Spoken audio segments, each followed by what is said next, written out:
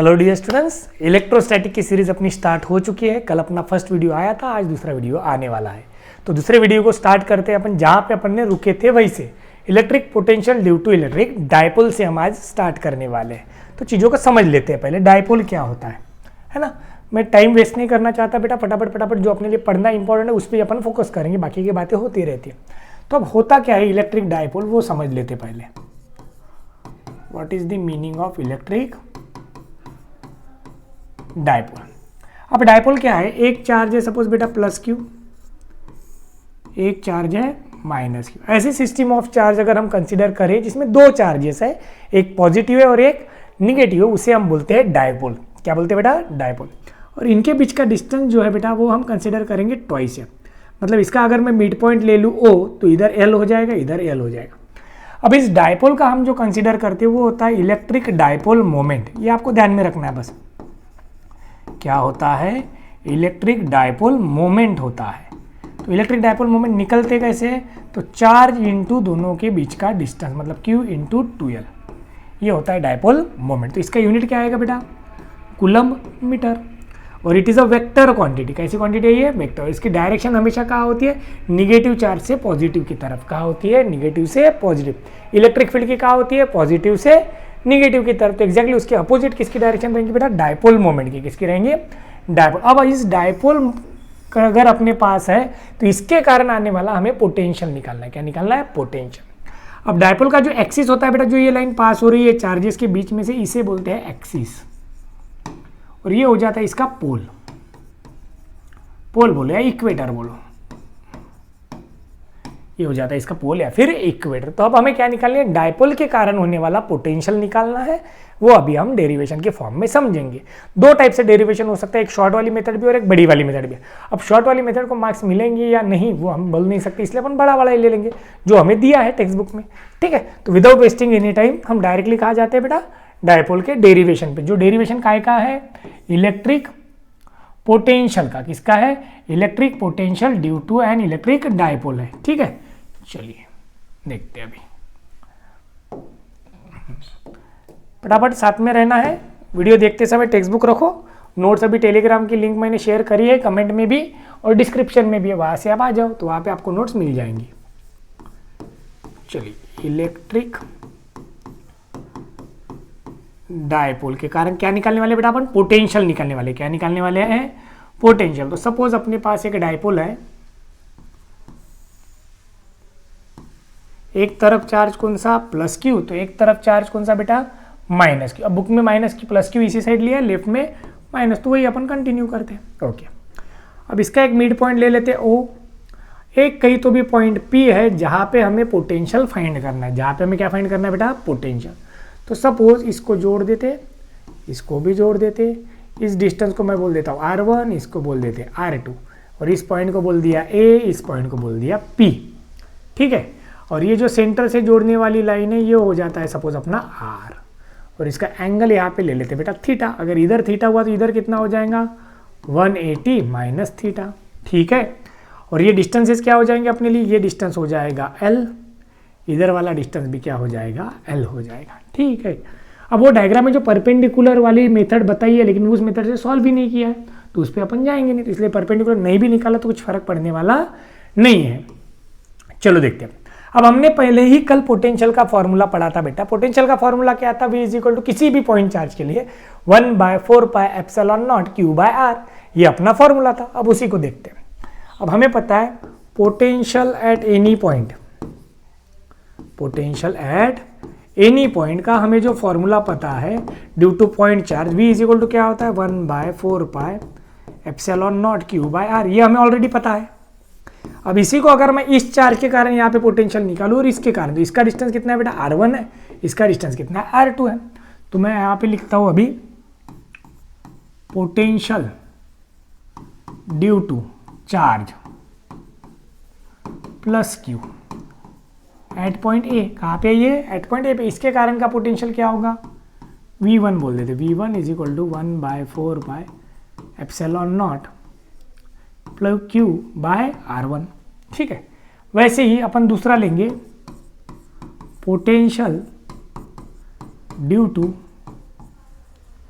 Charge minus Q at point कहाँ पे है बी, इसके कारण पोटेंशियल, लेकिन दोनों पोटेंशियल हम निकाल कहाँ रहे हैं, इस पी पॉइंट पे निकाल, तो बी से पी का डिस्टेंस कितना है बेटा, R2 है, तो इसका पोटेंशियल क्या बनेगा अपना V2 is equal to 1/4πε0 Q/R2 बन जाएगा। ठीक है क्या, देयरफॉर टोटल पोटेंशियल क्या होगा, दोनों की addition, total potential at point P V is equal to क्या होगा V1 प्लस V2। अब यहाँ से 1/4πε0 कॉमन निकलेगा, यहाँ पे माइनस है तो माइनस साइन आएगा, तो ये हो जाएगा 1/4πε0, Q भी बाहर आ जाएगा, लेकिन Q रखते हैं फिलहाल, Q/R1 माइनस Q/R2। चलो ये हो गया अपना जनरल रिलेशन, क्या हो गया जनरल। लेकिन अब इस रिलेशन को हमें लेके जाना है डाइपोल मोमेंट के फॉर्म में लेके जाना है बेटा, किसके फॉर्म में लेके जाना है, डाइपोल मोमेंट के। तो कैसे जाएगा, तो अब देखो यहाँ तक क्लियर है, सबको समझ में आ गया होगा। जो अपना जनरल फॉर्मूला था वो अप्लाई करा हमने, एट पॉइंट ए के हिसाब से पी पे आने वाला पोटेंशियल, वैसे ही बी के हिसाब से पी पे आने वाला पोटेंशियल। अब इसी को थोड़ा आगे, अभी हमें ये R1 और R2 को हटाना है, तो ये दो ट्रायंगल दिख रहे हैं, एक ट्रायंगल है एक ट्रायंगल है, इसका यूज करेंगे अपन, देखो समझते हैं। सपोज अभी मैंने ये इधर वाला ट्रायंगल कंसीडर करा, ये O पॉइंट, ये P पॉइंट और ये A पॉइंट, ये कितना डिस्टेंस है अपना L,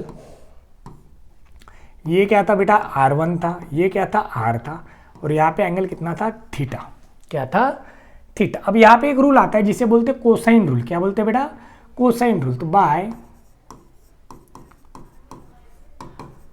कोसाइन रूल, अब जो भी हमें साइड निकालनी है, हमें R1 निकालना है ना, तो R1 square is equal to बचे हुए दो साइड के स्क्वायर के एडिशन करो, R square plus L square, किसकी, जो भी साइड हमें निकालना है उसका स्क्वायर ले लो, बाकी दो साइड के स्क्वायर की एडिशन करो, माइनस 2 इंटू ये जो दो साइड है इनका मल्टीप्लीकेशन L इंटू R, और ये जो R1 है इसके अपोजिट वाला एंगल का कॉस ऑफ थीटा। ठीक है, बाय कोसाइन रूल इसके लिए हुआ, क्लियर। अब इस पे से अगर मैं R स्क्वायर कॉमन निकाल दूं तो ये क्या हो जाएगा बेटा 1 plus L square by R square minus twice L by R cos theta. ये कौन बन गया अपने लिए, R1 स्क्वायर बना।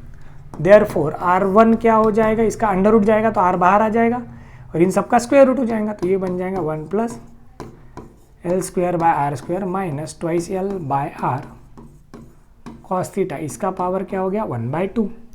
तो हम बोलेंगे सिंस ये जो डिस्टेंस है R is greater than L square by R square can be neglected, L square by R square can be neglected. Therefore ये क्या हो जाएगा R1 इज इक्वल टू हो जाएगा R 1 minus twice L by R cos theta, इसका power कितना 1/2 मतलब square. तो ये हो गया R1।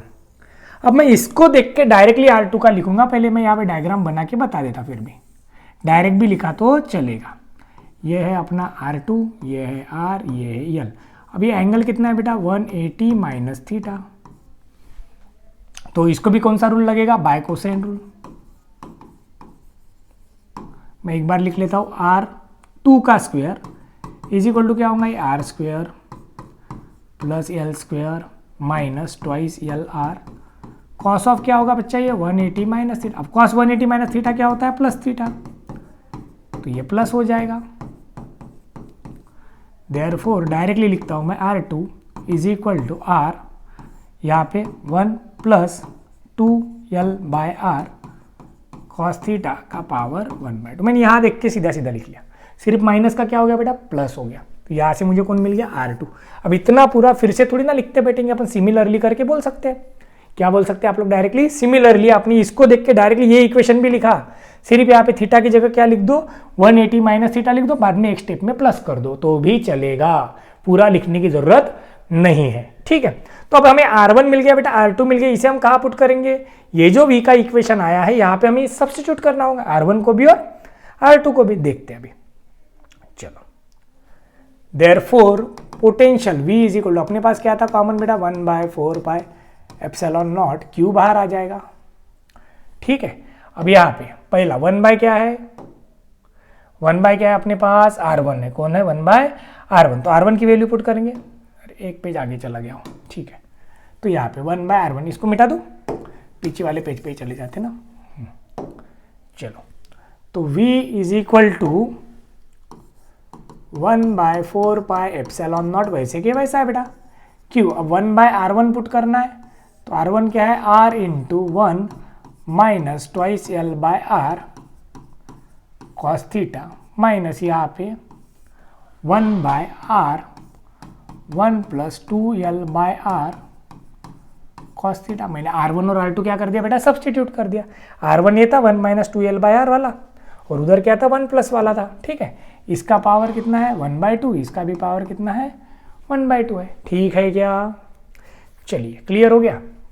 अब इसको सॉल्व करना है, तो यहाँ से कॉमन कौन निकलता है, r कॉमन निकल जाता है, तो ये हो जाएगा 1/4πε0 क्यू बाय आर। इसे ऊपर लेके गए तो माइनस हो जाएगा, twice L by R cos theta का पावर क्या हो जाएगा -1/2 minus 1 plus twice L by R cos theta का पावर -1/2।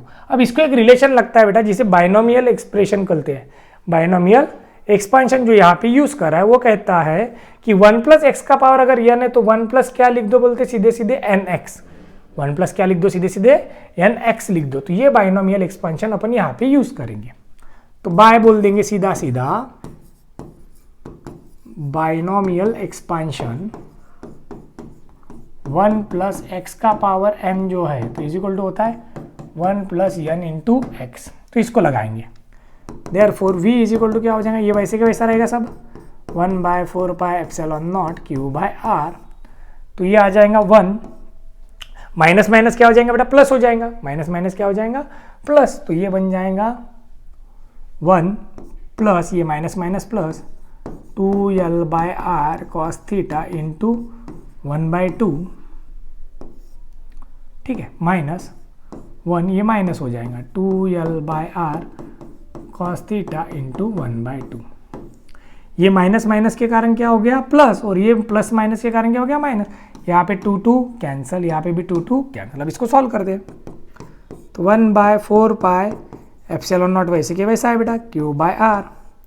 ये क्या बचा 1 plus L by R cos theta minus 1, minus minus क्या हो गया plus L by R cos theta.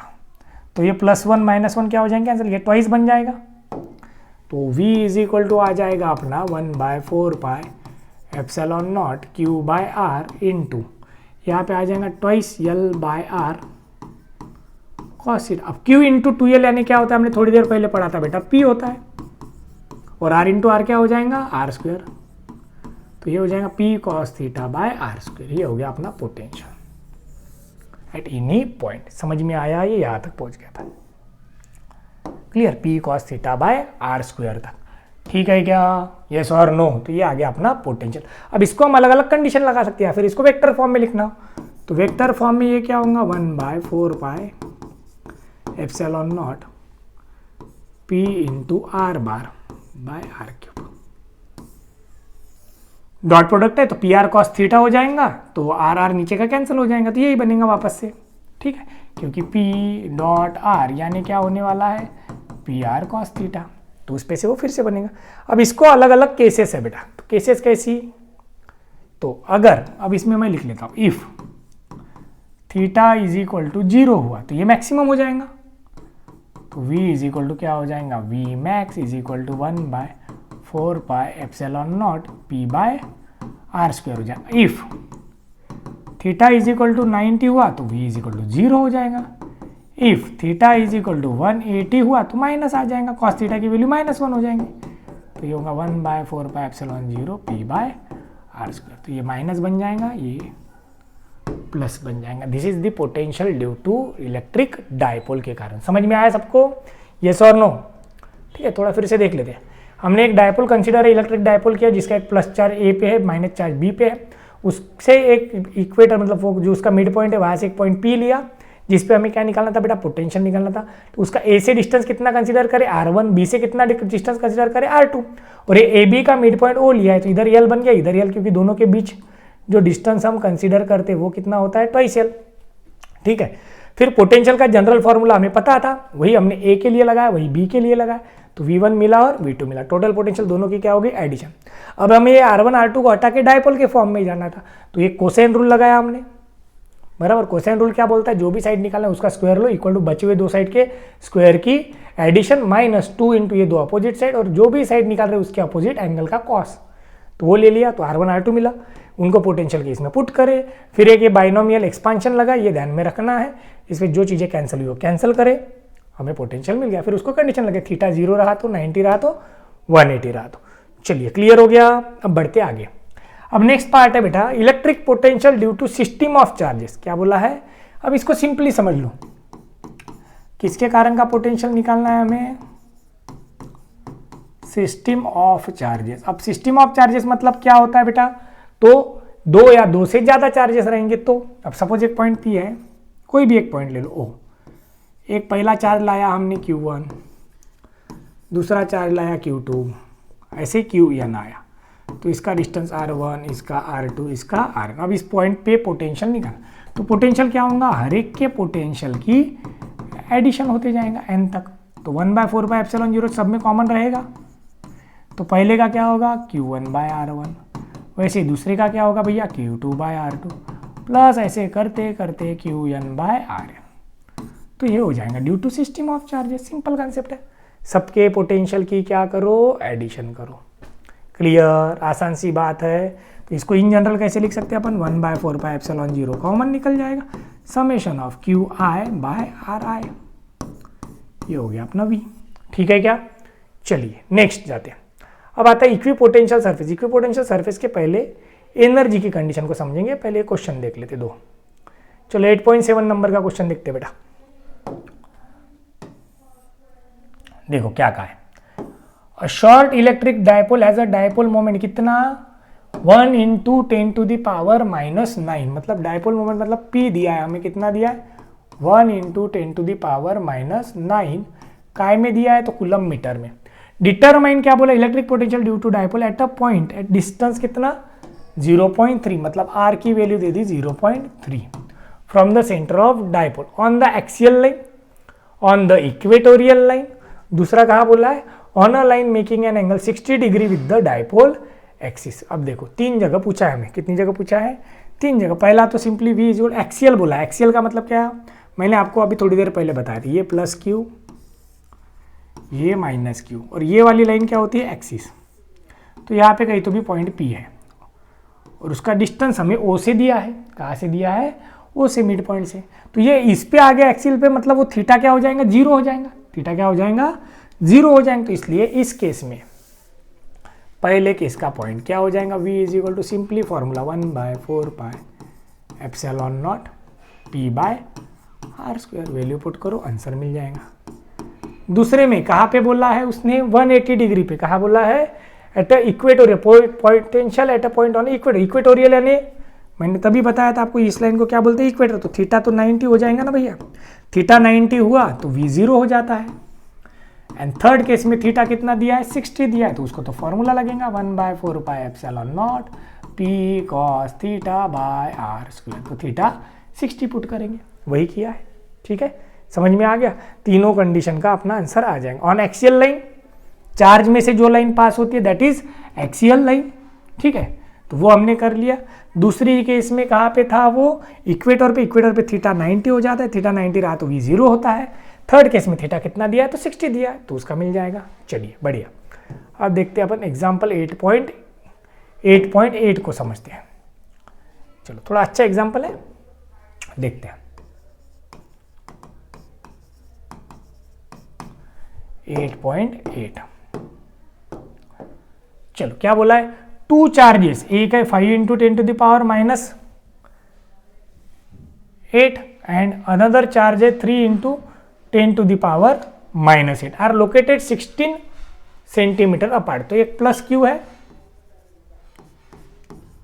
और एक कितना है भैया, माइनस Q, और इन दोनों के बीच का जो डिस्टेंस है वो है 16 सेंटीमीटर, मतलब 0.16 मीटर हो गया। ओके ठीक है, और प्लस Q और माइनस Q की वैल्यू दे दी हमें।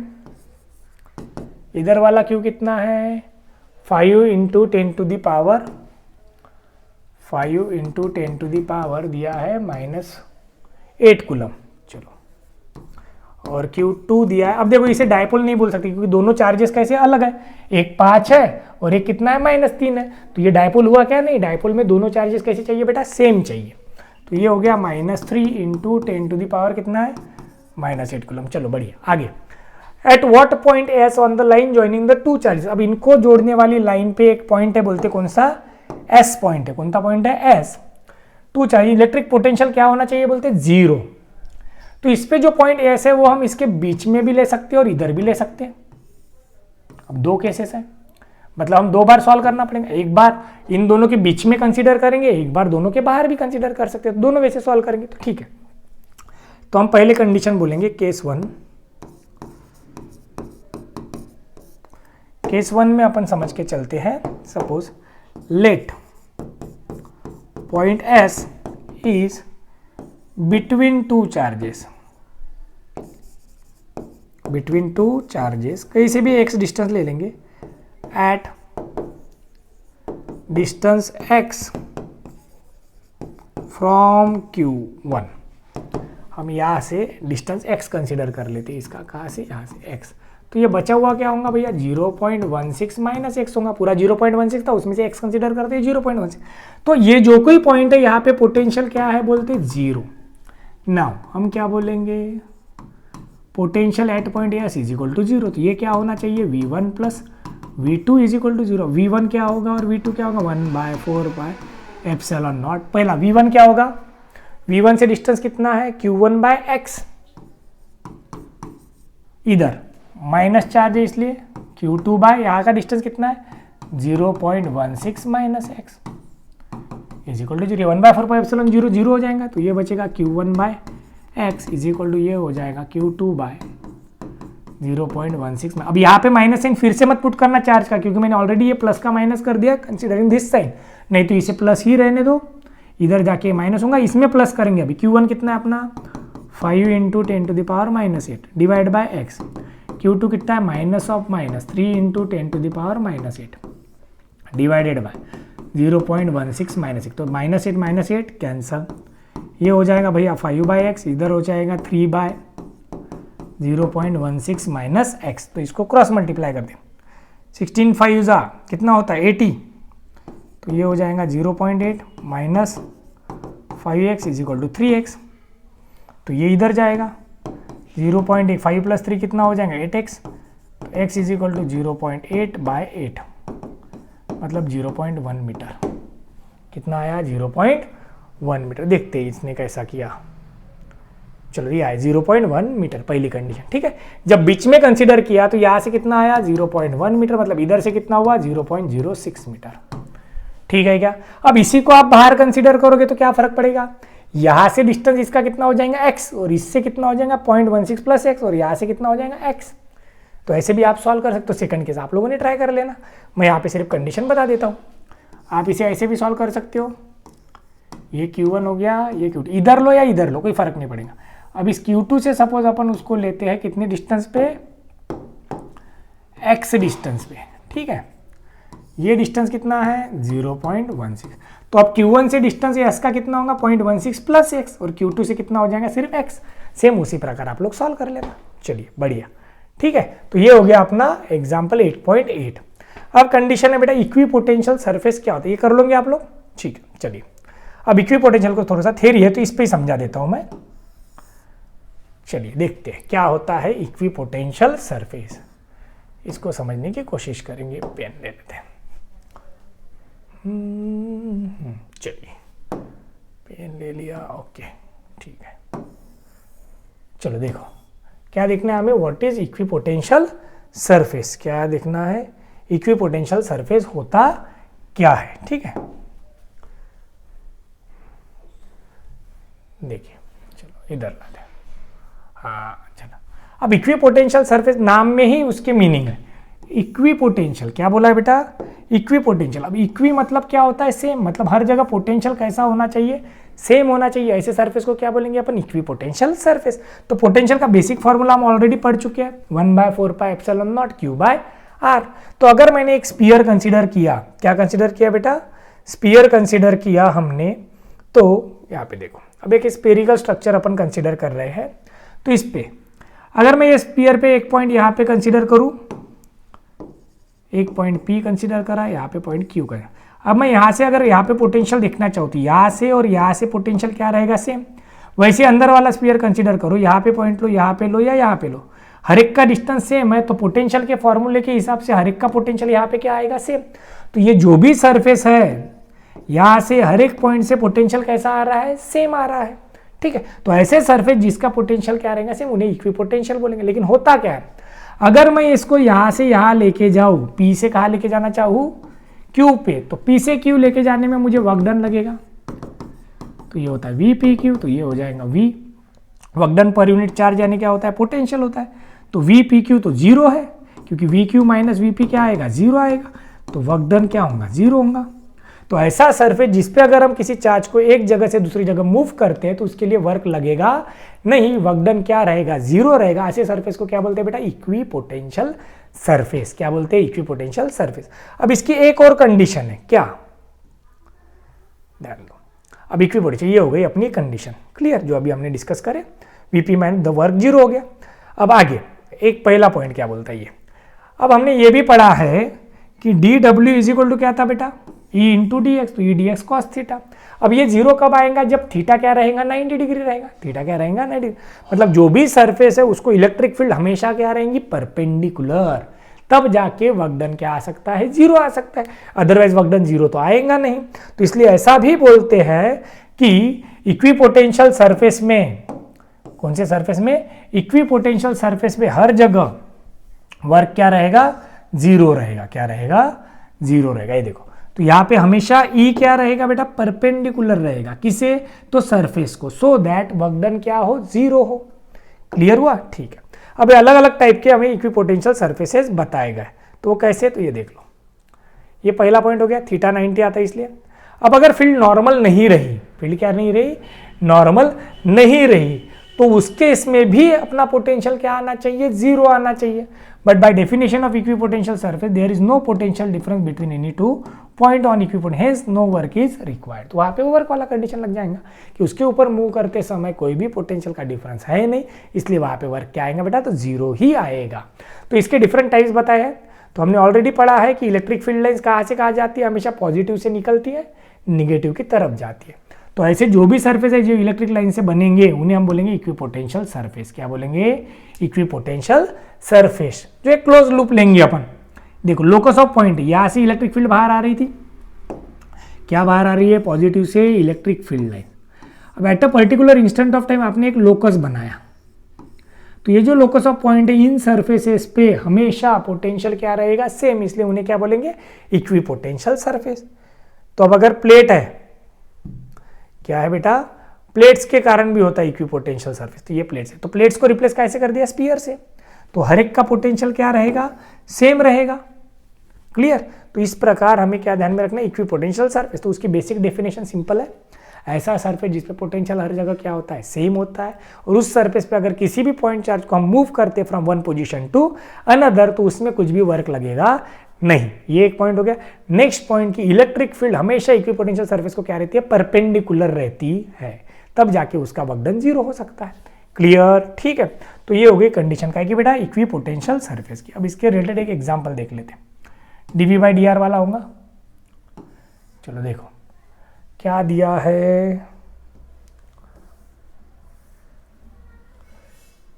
चलिए क्या बोला है, small particle carrying a negative charge of, क्या बोला है, स्मॉल पार्टिकल है जो क्या कैरी कर रहा है, निगेटिव चार्ज कैरी कर रहा है। कौन सा एग्जांपल है, एग्जांपल 8.9। चलिए समझ लेते हैं।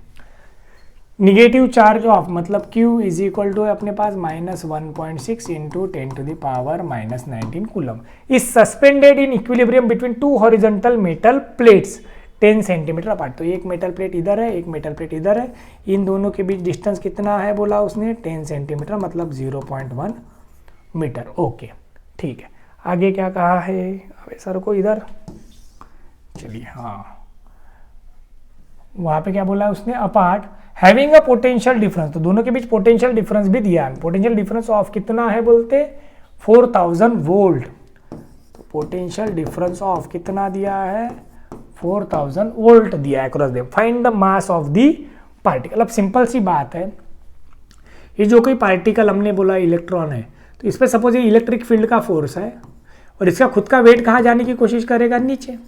तो force due to electric field अगर हम बोले, फोर्स ड्यू टू क्या, इलेक्ट्रिक फील्ड, एफ ई क्या होता है, क्यू इंटू ई होता है। क्यू इंटू क्या होता है, ई होता है। तो अब ई क्या होगा, q into v by r, तो d v by d r था ये, माइनस में तो ये वी बाय आर हो जाएगा, तो माइनस माइनस क्या हो जाएगा, प्लस हो जाएगा, इसका माइनस और यहाँ का माइनस साइन क्या हो जाएगा, प्लस। तो ये है 1.6 into 10 to the power -19, D V कितना है भैया, तो 4000, डिस्टेंस कितना है, तो 0.1, जो भी आएगा। ये कौन सा फोर्स हुआ, इलेक्ट्रोस्टैटिक फोर्स। अब अगर मुझे इसे नीचे नहीं गिरना है, तो फॉर इक्विलिब्रियम दोनों क्या होने चाहिए, सेम होने चाहिए। कौन सा फोर्स, ग्रेविटेशनल फोर्स किसके बराबर होना चाहिए, इलेक्ट्रोस्टैटिक। तो ग्रेविटेशनल क्या था, mg, एफ ई हमने निकाला, तो यहाँ से हमें क्या मिल जाएगा, मास। हो गया क्वेश्चन, क्या मिल गया बेटा, मास। देखो दो प्लेट्स थे, दो प्लेट्स के बीच एक निगेटिव चार्ज आपने रखा, वो वेट के कारण कहा जा सकता है नीचे, लेकिन उसे होल्ड करने का काम कौन कर रहा है, इलेक्ट्रिक फील्ड कर रहे हैं, क्योंकि उन दोनों के बीच पोटेंशियल डिफरेंस है। दो प्लेट्स के बीच अगर पोटेंशियल डिफरेंस है, मतलब वहाँ पे इलेक्ट्रिक फील्ड है, तो इलेक्ट्रिक फील्ड का जो फोर्स है वो उसे इक्विलिब्रियम में रखने की कोशिश कर रहा है। तो force due to electric field क्या हो गया, वेट के बराबर हो गया, मतलब ग्रेविटेशनल फोर्स के बराबर हो गया। समझ में आया, तो इस पे से हमें क्या मिल गया बेटा, मास। चलिए अब देखते हैं इलेक्ट्रिक पोटेंशियल एनर्जी की कंडीशन फटाफट। सिंपल सी बात है, कुछ अलग नहीं है, देखते हैं। अब आता है इलेक्ट्रिक पोटेंशियल एनर्जी। तो इलेक्ट्रोस्टैटिक पोटेंशियल एनर्जी की डेफिनेशन आप लोग पढ़ लेना। It is defined as the total amount of work done in assembling the system of charges by bringing them from infinity to present location.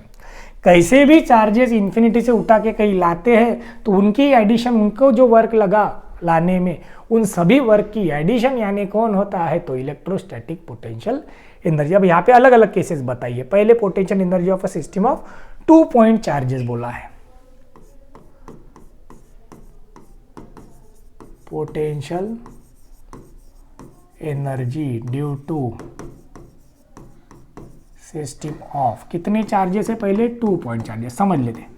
In the absence of external field है ये, मतलब कोई external field नहीं है, समझिए। चलो ये ऐसा कुछ तो भी हमें बताया गया है, इतना सोचने की जरूरत वैसे तो है नहीं। तो ये ओरिजिन हो गया। एक पहला चार्ज लाया हमने इन्फिनिटी से लाया, पहला चार्ज Q1, इसकी पोजीशन हो गई भैया R1।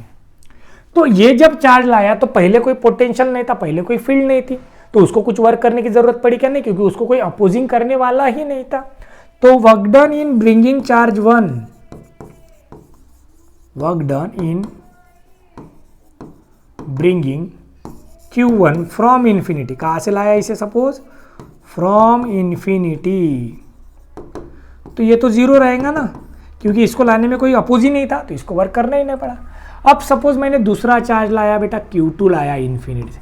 अब इसे क्या होगा, इसकी जो इलेक्ट्रिक फील्ड है पहले चार्ज की, उसके अगेंस्ट काम करना होगा। सपोज इसे हमने लाया कहाँ पे, R2 पे, और इन दोनों का पोजीशन वेक्टर बन जाएगा R12, ठीक है। तो हमने जब ये दूसरा चार्ज लाया Q2, तो इसको Q1 के अगेंस्ट क्या करना पड़ेगा, काम करना पड़ेगा। Work done by Q2 against Q1, तो ये वर्क क्या हो जाएगा, 1/4πε0 Q1 Q2 बाय R12। ये हमने ऑलरेडी पढ़ चुके हैं, क्या हो जाएगा R12, तो ये इसको वर्क करना पड़ा। देयरफॉर टोटल पोटेंशियल एनर्जी क्या हो जाएंगी, इन दोनों के वर्क की एडिशन, W1 प्लस W2, तो ये W1 तो जीरो ही था, तो 1/4πε0 Q1 Q2 बाय क्या बन गया, R12। तो ये हो गई 2 पॉइंट चार्ज की। तो सिंपल है, अगर आपके पास दो चार्ज, अगर मैंने तीसरा लाया होता, फॉर एग्जांपल इसी में कंसीडर कर लेते अपन, Q3 को लाया होता, इसकी पोजीशन वेक्टर सपोज R3 हो जाता था। 1 से इसका डिस्टेंस क्या होता था, 1 3, 2 से इसका डिस्टेंस क्या होता है, 2 3। अब ये 3 को किसके अगेंस्ट काम करना पड़ता था, 1 के अगेंस्ट भी और 2 के अगेंस्ट भी, तो उसका जो वर्क है इनमें ऐड हो जाता था। मैं यहाँ पे लिख देता हूँ सपोज W3, तो उसका वर्क क्या होता था, 1/4πε0, पहले उसको 1 के अगेंस्ट काम करना पड़ता था, 1 3, प्लस उसे 2 के अगेंस्ट काम करना पड़ता था, 2 3 हो जाता था। अब ये वर्क इसमें क्या हो जाता था, ऐड।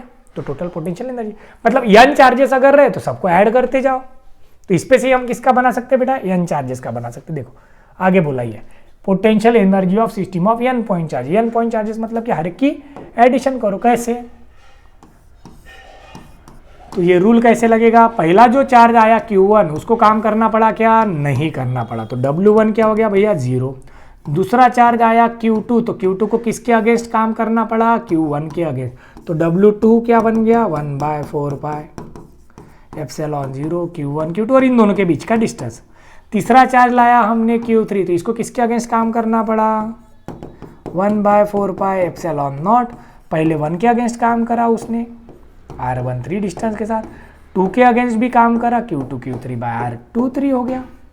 तो टोटल वर्क क्या हो गया, तीनों के वर्क की एडिशन। करेक्ट, तो यहां से 1/4 पाई एप्सिलॉन नॉट क्या हो गया भैया, कॉमन निकल गया। तो 1 के साथ 2 को लो, 1 के साथ 3 को भी लो और 2 के साथ 3 को लो, मतलब ऑल पॉसिबल कॉम्बिनेशन आ जाने चाहिए। अब अगर n चार्जेस है तो ये 1/4 pi epsilon not summation of क्या बन जाएगा Qij अपॉन Rij, Qj। तो ये जो भी रहेंगे उनके बीच का डिस्टेंस रहेगा, सबकी समेशन, सब पॉसिबल कॉम्बिनेशन। तो ध्यान में कैसे रहेंगे, पहले के साथ दूसरा तीसरा जो भी होंगे, फिर दूसरे के साथ उसके बाद वाले जोड़ो, तीसरा है तो तीसरे के साथ उसके बाद वाले जोड़ो, बाद वाले कंसीडर करते जाना। तो ये हो जाएगा n पॉइंट चार्जेस। तो कुछ नहीं, सिंपल लिख के बताना है। चलिए इसी पे बेस्ड अपन क्वेश्चन कर लेते पहले। चलो एग्जाम्पल 8.10 क्या बोल रहा है, फटाफट निपटा डालते हैं, कुछ ज़्यादा टाइम लगेगा नहीं। तो आसान है, बस ध्यान रखना है कौन है कौन नहीं है। 8.10 का 2 चार्जेस ऑफ मैग्नीट्यूड, Q1 दिया है 5 nano coulomb, means 5 into 10 to the power -9 हो गया। ओके बेटा, Q2 कितना दिया है -2, means -2 into 10 to the power -9 coulomb. Okay ठीक है। आर प्लेस्ड एट पॉइंट, दोनों के कोऑर्डिनेट दिए हैं। इसके कोऑर्डिनेट क्या है 2 0 0, इसके कोऑर्डिनेट क्या है 20 0 0। तो सपोज ये एक्स एक्सिस है, एक कितने पे है ओरिजिन से 2 पे, एक कितने पे है 20 पे, तो ये Q1 हुआ, ये Q2 हुआ। 20 - 2, ये दोनों के बीच का डिस्टेंस कितना हो जाएगा भैया 18 हो जाएगा, मतलब 0.18 हो गया अपने लिए दोनों के बीच का डिस्टेंस। पूछा क्या है, देयर इज नो एक्सटर्नल, कोई एक्सटर्नल फील्ड पहले से नहीं है। इलेक्ट्रोस्टैटिक पोटेंशियल एनर्जी पूछे, तो यू का फॉर्मूला पता है ना बे, 1/4 by epsilon not Q1 Q2 और इन दोनों के बीच का डिस्टेंस, इन दोनों के बीच का डिस्टेंस कितना है 18, मतलब 0.18 हो गया एग्जाम्पल। कुछ नहीं करना है, सिंपल था। अब ये नेक्स्ट एग्जाम्पल देखते, चलिए ये 8.11 देखते हैं। फटाफट कर लेना है, ये आसान एग्जाम्पल है, कुछ नहीं इसमें। तो इतने सॉल्व एग्जाम्पल तो भी सबको करना ही है। क्या बोला, calculate electrostatic potential energy of the system of charges as shown in figure. ऐसे कुछ तो भी 4 चार्जेस हमें दिए हैं, 4 कॉर्नर पे लगे हैं और उसकी साइड कितनी है, सब साइड एक जैसी समझ लो, ये भी आर है, ये भी आर है, ये भी आर है और ये भी आर है। चलो चार्ज कौन कौन सा दिया है, ऊपर में इधर +Q है भैया, इधर में भी +Q है, इधर -Q है, इधर -Q है। सपोज इसको मैं बोल देता हूँ Q1 Q2 Q3 Q4, चलेगा। हर एक को हमने नाम दे दिया Q1 Q2 Q3 Q4। अब ये R है, तो इसके बीच का डिस्टेंस क्या होगा बाय पाइथागोरस थ्योरम, √2R होगा। इधर वाला भी डिस्टेंस क्या हो जाएगा बाय पाइथागोरस थ्योरम, √2R हो जाएगा। ठीक है, चलो ये वाला भी √2R और ये वाला भी √2R। ठीक है, अब हमने जो पढ़ा उसी फॉर्मूले से जाते हैं अपन सिस्टम ऑफ चार्जेस की। U = 1/4 पाई एप्सिलॉन नॉट, बाहर रख दो। पहले 1 के साथ किसे जोड़ो 2 को, नीचे कौन आएगा 1 और 2 के बीच का डिस्टेंस। फिर 1 के साथ किसे लो 3 को लो, इनके बीच डिस्टेंस क्या आएगा 1 3। फिर 1 के साथ 4 है तो 4 को ले लो। ठीक है, 1 के साथ सब खत्म हो गए। अब 2 के साथ मतलब 2 के बाद वाले दो Q, 2 के साथ किसे लो Q2 3 को लो, उनके बीच का डिस्टेंस लो। फिर 2 के साथ 4 को लो, 4 के साथ वाला डिस्टेंस लो। फिर 2 के बाद कौन है 3 के बाद कौन बचता है सिर्फ 4, तो ये 3 4 आ गया। 4 के बाद कोई है ही नहीं तो लेने की जरूरत नहीं है। चलिए अब 1 और 2, 1 कितना है Q और Q क्या हो जाएगा Q² डिवाइडेड बाय 1 और 2 के बीच का डिस्टेंस कितना है भैया, तो R है। अब 1 और 3, 1 प्लस है ये माइनस है तो ये माइनस हो जाएगा, डिवाइड बाय डिस्टेंस कितना है भैया, तो √2r है। ओके, 1 और 4 ये भी प्लस है ये भी माइनस है तो ये भी माइनस क्यू स्क्वायर हो जाएगा। दोनों के बीच का डिस्टेंस कितना है, तो r है तो यहाँ पे r आ जाएगा। प्लस 2 और 3 लेते हैं, 2 प्लस है 3 माइनस है तो q इंटू माइनस क्यू, ये भी माइनस क्यू आ जाएगा। 2 और 3 के बीच का डिस्टेंस कितना है, r है। 2 और 4 को देखते, चलो 2 और 4 प्लस है ये माइनस है तो ये माइनस क्यू स्क्वायर हो जाएगा भैया। 2 और 4 के बीच का डिस्टेंस, 2 और 4 के बीच कितना है, √2r है। चलो 3 और 4 को देखते, 3 और 4 माइनस क्यू ये प्लस क्यू हो जाएगा, डिवाइडेड बाय दोनों के बीच का डिस्टेंस कितना है, r। चलो प्लस, अब एक क्यू स्क्वायर बाय r एक प्लस में है एक माइनस में है, यहाँ पे भी एक माइनस है और एक प्लस है, कैंसिल हो गया, बचा कितना 1/4 pi epsilon not. Q square ये माइनस माइनस तो ये हो जाएगा minus of 2q square by √2r। तो ये √2 इंटू √2 लिख सकते हैं तो ये हो जाएगा -1/4 पाई एप्सिलॉन 0। √2 इंटू √2 लिखें, ऊपर का √2 नीचे का √2 कैंसिल, तो √2q स्क्वायर बाय r। आसान मेथड है, देखो वही आंसर है, ठीक है क्या, देखो -√2q square by 4 pi epsilon not r। समझ में आ गया। तो क्या लेते जाना है हमें, ऑल पॉसिबल कॉम्बिनेशंस को लेते जाना है। वन जितने चार्जेस है 1 के साथ पहले सब लगा दो, फिर 2 के साथ सब लगाओ, फिर 3 के साथ, तो जब तक एंड में बचता नहीं है। क्लियर, ये हो गया बेटा। चलो अब अगर पहले से फील्ड रही तो अभी हमने क्या पढ़ा, यहां पे हमने क्या डिस्कस करा, पहला चार्ज जो आता है इसको किसी के अगेंस्ट काम करने की जरूरत नहीं है क्योंकि पहले से कोई फोर्स ही नहीं है उस पर अफेक्ट करने वाला। लेकिन अगर पहले से एक्सटर्नल फील्ड रही तो, अब समझे, सपोज मैंने बोला ये है फील्ड अपनी x y z। अब यहाँ पे पहले से एक्सटर्नल इलेक्ट्रिक फील्ड है जिसका पोटेंशियल है भैया v, कितना है v, इतना पोटेंशियल। अब मैं पहला चार्ज ला रहा हूं q1, ठीक है। अब इसको अपोज करने के लिए कौन है, ये पोटेंशियल, तो इसको इसके अगेंस्ट काम करना पड़ेगा। तो यहाँ पे वर्क अगेंस्ट क्या करना पड़ेगा उसे, एक्सटर्नल फील्ड के अगेंस्ट। तो एक्सटर्नल फील्ड के अगेंस्ट किया हुआ वर्क क्या होगा, ये v है इंटू q1, मतलब इसको हम लिखेंगे q1 इंटू v। इसकी पोजीशन कहाँ है, r1 पोजीशन के लिए। कौन सी पोजीशन के लिए, r1। अब सपोज हमने q2 लाया, सेम वैसे q2 लाया, इसकी पोजीशन क्या है, r2, इन दोनों के बीच क्या है, r12। तो इस q2 को किसके अगेंस्ट काम करना पड़ेगा, इस फील्ड के अगेंस्ट, साथ ही साथ इस q1 के अगेंस्ट। तो वर्क डन बाय चार्ज 2 क्या हो जाएगा, q2 इंटू v, कौन सी पोजीशन के लिए, r2, प्लस q1 के अगेंस्ट किया हुआ काम 1/4 pi epsilon q1 q2 bye r12। और एक का समझ लेते, अभी मैंने तीसरा चार्ज लाया कोई तो भी q3। अब q3 का वर्क क्या होगा, सबसे पहले उसे इस पोटेंशियल के अगेंस्ट काम करना पड़ेगा, मतलब q3 इंटू वी, कौन सी पोजीशन पे आया हो, r3, प्लस उसे 1 के अगेंस्ट काम करना पड़ेगा 1/4 पाई एप्सिलॉन नॉट। 1 के अगेंस्ट हो जाएगा q1 q3 bye r13, plus 2 के अगेंस्ट हो जाएगा q2 q3 बाय r23। फिर से इन सब की एडिशन यानी क्या हो जाएगा भैया, v हो जाएगा। अरे समझ रहे हो कि नहीं, पहले एक्सटर्नल फील्ड नहीं थी तो पहले वाले को कुछ काम करना नहीं पड़ा। अब इन द प्रेजेंस ऑफ जब हम एक्सटर्नल फील्ड बोल रहे हैं तो जो पहले से फील्ड है उसका जो पोटेंशियल है उसके अगेंस्ट काम करना होगा कि नहीं, तो ये काम आ गया W1 का। फिर दूसरा आया उसको पहले की फील्ड और Q1 के अगेंस्ट काम करना पड़ा। तीसरा आया सब क्या, सबकी क्या होगी, एडिशन। समझ गए, यस और नो। तो ये है वो potential system changing external field. Clear हो गया। चलो अब इसका एग्जाम्पल भी देख सकते हैं अपन। एक 13 है और एक 12 नंबर का है और एक 13 नंबर का है। चलिए देख लेते फटाफट। वो कंसेप्ट है बेटा, लिखने की मेथड आप लोग देख सकते हो कहीं भी।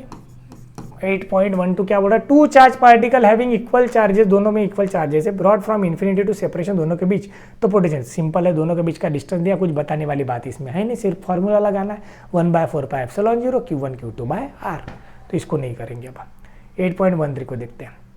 Determine the electrostatic potential energy of a system consisting of 2 charge, एक -2 है एक 4 है, with no external field placed at -8 पे रखा है और एक +8 पे रखा है। देख लो, चलो ये सपोज अपना ओरिजिन, एक रखा है ये Q1, ये Q2, ये कहाँ पे -8 पे और एक लगा है +8 पे। अबे भैया इधर +8 इधर -8, तो दोनों के बीच का डिस्टेंस कितना हो जाएगा, 16 मतलब 0.16। तो u का फॉर्मूला वही 1/4 pi epsilon not Q1 Q2 bye दोनों के बीच का डिस्टेंस। Q1 Q2 आप लोगों को दिए, मिल जाएगा। समझ में आ गया पहला वाला, क्लियर। दूसरा क्या बोला, suppose the same system of charges is now placed in external. अब इसको उठा के एक्सटर्नल फील्ड में रख दिया। कहाँ रख दिया, उठा के एक्सटर्नल फील्ड में रख दिया, और उसका रिलेशन हमें दिया है एक्सटर्नल फील्ड का, E इज इक्वल टू है बोलते A इंटू 1/r² दिया है। ओके, वेयर A की वैल्यू हमें दी है कितनी, 8 इंटू 10⁵ सेंटीमीटर स्क्वायर। तो इसको अपन बोलेंगे 10⁵ इंटू 10⁻⁻4 मीटर स्क्वायर, मतलब 8 इंटू 10⁻1 मीटर स्क्वायर। तो ये एरिया दिया है। Okay, what would be the electrostatic potential energy. अब हर एक को भैया इसके अगेंस्ट काम करना पड़ेगा ना, तब पहले तो V निकालना पड़ेगा। यहाँ का क्या निकालना पड़ेगा हमें, V निकालना पड़ेगा। V कैसे निकलेगा, तो हर एक का पोजीशन हमें देखना पड़ेगा ओरिजिन से। अब ओरिजिन से Q1 है, इधर ओरिजिन से Q2 है। चलो देखो, तो पहले V का रिलेशन बना लेते हैं। E इज इक्वल टू हमने पढ़ा है -dV/dr। तो dV इज इक्वल टू क्या हो जाएगा, -E इंटू dr। अब इसको इंटीग्रेट करेंगे कहा, तो यहाँ पे दिया A/r² dr, तो A बाहर आ जाएगा। 1/r² का इंटीग्रेशन क्या हो जाएगा, -1/r। तो ये बन जाएगा A/r। कौन बना, V बन गया A/r। अब सपोज Q1 की जो पोजीशन है इसको मैं बोल देता हूँ भैया R1, Q2 की जो पोजीशन है इसको बोल देता मैं R2। ठीक है, Q1 की पोजीशन को क्या बोल दिया R1, Q2 की पोजीशन को R2। अब यहाँ अगर पहले से फील्ड होती, या सपोज पहले से फील्ड है कितनी, V। आपने पहला चार्ज लाया, कहाँ लाया, Q1 पे। इसकी पोजीशन क्या है R1, तो इसके अगेंस्ट वर्क कितना हुआ होगा, Q1 इंटू V। V कौन सा, तो R1 पोजीशन का। फिर आपने चार्ज लाया भैया क्या, तो Q2 लाया। Q2 का पोजीशन क्या है, तो R2 है। इसके अगेंस्ट काम कितना हुआ होगा, Q2 इंटू V, कौन सी पोजीशन का, R2। और इस Q2 को इसके अगेंस्ट भी काम करना होगा, तो मतलब 1/4 pi epsilon not Q1 Q2 bye R12। अब ये हो गया अपना टोटल एनर्जी। अब V कैसे निकलेगा, तो V अपने लिए क्या है, V R1 अगर निकालना है तो A बाय R1 करना होगा, V R2 अगर निकालना है तो A बाय R2 करना होगा। एक में प्लस में पुट करेंगे, एक में माइनस में पुट करेंगे, फिर वैल्यूज पुट करके अपना आंसर आ जाएगा। समझ में आएगा ये पार्ट। उसने बोला कि पहले से अगर एक्सटर्नल इलेक्ट्रिक फील्ड है जिसका रिलेशन हमें दिया था A/r², तो इस फील्ड का हमें पोटेंशियल निकालना पड़ा। पहले हमने पोटेंशियल का इक्वेशन बना डाली इंटीग्रेट करके। अब ये जो R है, ये पोजीशन तो अलग अलग है ना भैया, Q1 की पोजीशन को R1 बोल दिया, Q2 की पोजीशन को R2। तो इसका पोटेंशियल, इसकी वैल्यू पुट करेंगे माइनस में, R2 पुट करते समय प्लस में पुट करेंगे, तो अपना आंसर आ जाएगा। क्लियर, यस और नो, समझ में आया क्या, तो ये अपना आंसर आ जाएगा। क्लियर हुआ, तो V का फॉर्मूला तो सेम है, दोनों पुट करो आंसर मिल जाएगा। तो दैट्स इट, आज के लिए आई थिंक इतना काफ़ी है। अब अपना बचा क्या है बेटा, पोटेंशियल एनर्जी ऑफ डायपोल। उसके बाद कंडक्टर क्या होता है, इंसुलेटर क्या होता है, फ्री चार्ज क्या है, बाउंड चार्ज क्या है। तो ये थ्योरी पटापट कल मैं समझा दूंगा, और साथ ही साथ अपन पढ़ेंगे डायोड और कैपेसिटर का पार्ट पढ़ेंगे। क्या पढ़ेंगे, कैपेसिटर। तो कल ट्राई करते हैं कि चैप्टर पूरा एंड हो जाए, नहीं हुआ तो और 2 लेक्चर्स आ सकते हैं, क्योंकि चैप्टर बड़ा है बेटा और वेटेज भी ज़्यादा है। 7 से 10 मार्क के लिए चैप्टर आता है आइदर और में, और एंट्रेंस के लिए भी बहुत इंपॉर्टेंट है। नीट में तो कम से कम 3 क्वेश्चन आते हैं, और सीईटी में मिनिमम 2 क्वेश्चन तो रहेंगे ही रहेंगे इलेक्ट्रोस्टैटिक्स पे। तो आज के लिए इतना काफ़ी है। तो होप सबको सारी चीज़ें समझ में आ रही है। नहीं आ रही होगी तो आप मैसेज करके पूछ सकते हो। और आप लोग बहुत कंजूसी करते हो बेटा वीडियो को लाइक करने में और कमेंट करने में। जो भी बच्चा वीडियो, जो स्टूडेंट है 12th का, वो अगर देख रहा है तो प्लीज़ कमेंट और लाइक ज़रूर भेजिए और शेयर कीजिए अपने फ्रेंड्स के साथ, अगर आपको चीज़ें समझ में आ रही होंगी तो। कुछ बच्चों को लगेगा कि न्यूमेरिकल बहुत फास्ट ले ली, न्यूमेरिकल कुछ है ही नहीं बेटा, put the value get the answer वाले न्यूमेरिकल अगर बराबर सोचो तो thank you so much. Will come up with the next video. आज ही 2 वीडियो भी आ सकते हैं, दूसरा वीडियो भी आज ही आ जाएगा या कल मॉर्निंग में मिल जाएगा आप लोगों को। 4 वीडियो में इलेक्ट्रोस्टैटिक्स अपना खत्म हो जाएगा। तो thank you so much. Please like, share and subscribe to the channel. Thank you.